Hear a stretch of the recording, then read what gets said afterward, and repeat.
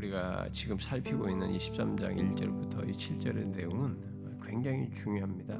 여러분들이 이제 국가에 대한 얘기를 하니까 나와 관련이 없다.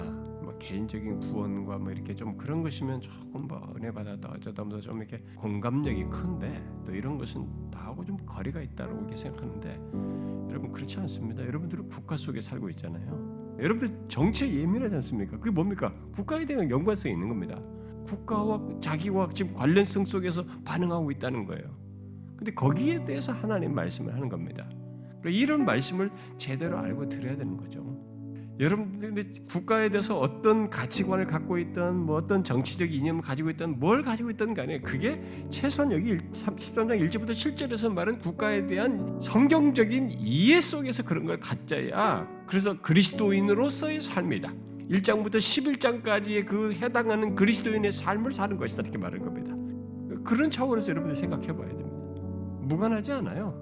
1절 이후에 5절까지 이어지는 내용을 보면 통치자들의 권세들의 복종하라는 요구와 2절에 그 권세를 거스른 자는 하나님의 명을 거스린다. 거스른 자는 심판을 자처한다. 이런 말을 하니까 그러면 뭐 정부의 권세라든가 이런 뭐 정부에서 모든 하는 것에 거기에 일체 저항도 하지 말고 일체 거부도 하지 말아야 되고 무조건 복종하라는 얘기냐 이렇게 들릴 수 있습니다. 그런 의미겠습니까? 그런 의미는 아닙니다.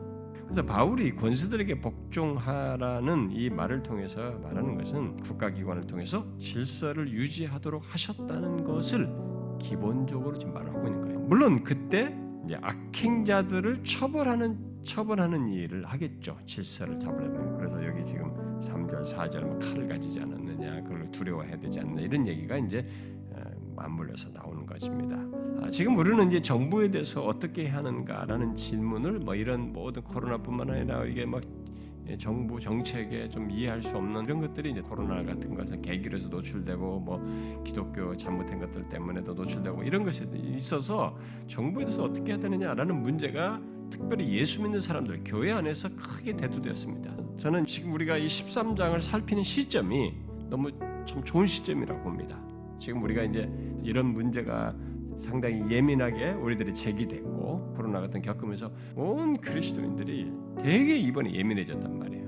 또 지금 이번에 이제 대선 주자들이 이런 게 나온단 말이에요. 이런 상황에서 이 문제를 살피면서 그런 교회와 국가 문제, 교과와 그리스도인의 관계를 다루게 된 것은 저는 상당히 좋다고 봅니다. 국가와 그리스도인의 관계, 국가와 교회와 관계를 정립하여서 신자들이 좀 제발 이렇게 막 휩쓸리지 않고 잘 분별하여서 말씀에 따른 삶을 가지고 국가를 바라보고 국가의 국민으로서 행사하고 그럴 수 있으면 좋을 것 같습니다. 자, 그런데 바울은 좀 더 구체적인 내용을 디모데전서 2장에서 정부의 기능과 역할에 대해서 두 가지 측면을 말하고 있다 보이죠. 이제 소극적인 측면에서 보면은 모든 경건과 단정함으로 고요하고 평안한 생활을 하도록 그것이 가능하도록 그것을 방해하는 악을 제거하는 일을 정부가 해야 된다. 이게 지금 여기에 깔려 있는 것입니다. 이런 일을 하는 정부 또는 국가 방식은 인간이 타락했기 때문에 필요하게 된 거죠. 타락한 인간은 본성대로 해가고 싶어하는 거죠. 여러분 법이 없다고 생각해요. 통제가 없다고 생각해요. 질서를 잡아야 이런 것이 없다고 생각해요. 마음대로인 겁니다.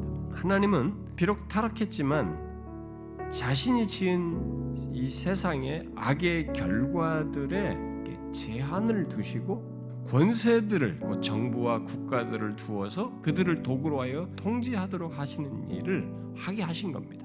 그렇게 하기 위해서 이 정부 제도를 세우신 거예요. 타락했기 때문에. 그런데 만일 국가가 원래 그 하나님이 하라고 한 기능을 하지 않고 오히려 악한 자들을 용인하고 그들을 지지하고 세우고 반대로 이 선을 행하는 자를 짓밟고 이렇게 하게 된다면 그럴 때는 우리가 어떻게 되느냐?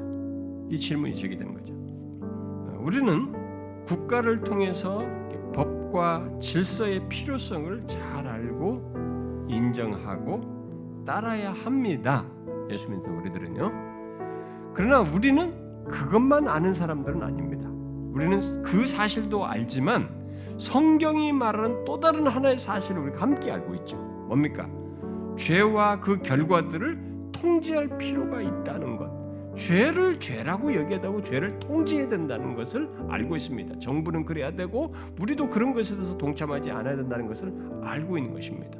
이 두 가지를 우리는 함께 알고 있는 거죠.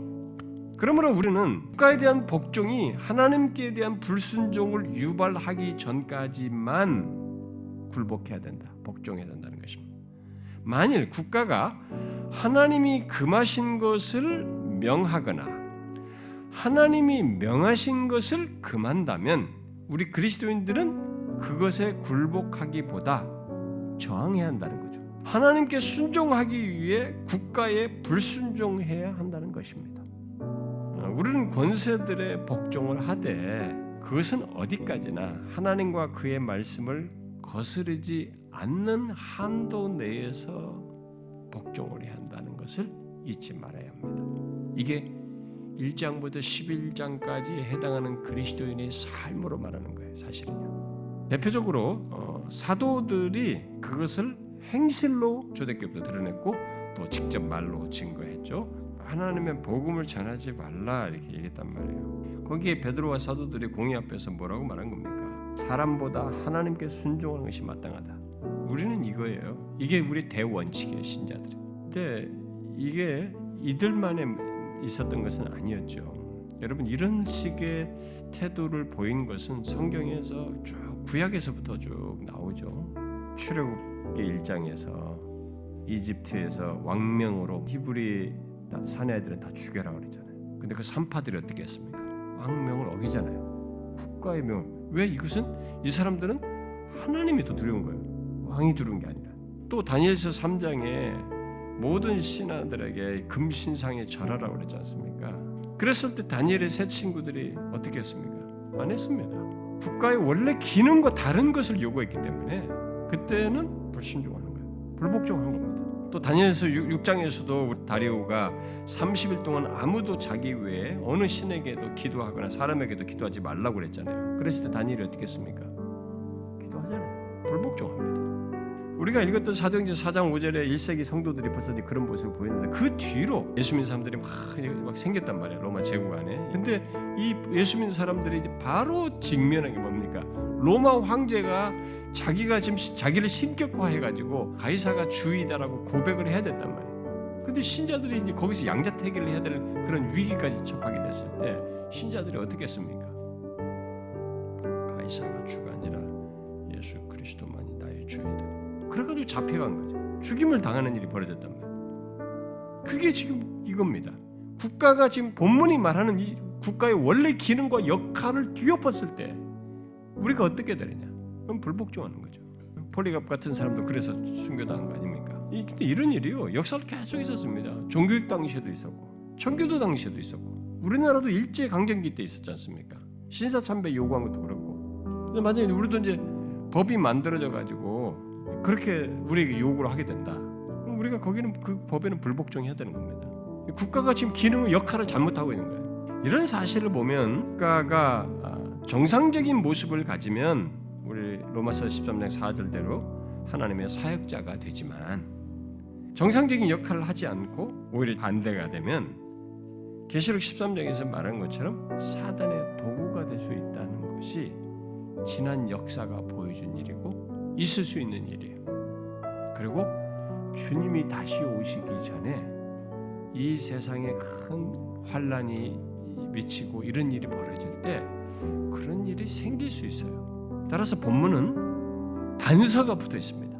위에 있는 권세들에게 복종을 해야 되지만 하나님과 그의 말씀에 순종하지 못하게 하기 이전까지만 복종해야 된다. 저는 우리나라 안에서도 앞으로 하나님께 대한 신앙을 거스르도록 하는 어떤 사상이나 정책이나 법이 만들어진다거나 이런 것들이 있게 될 때는 우리는 이런 본문의 말씀을 따라서 아까 사도들이 말한 것처럼 하나님을 따라야 되는 거죠.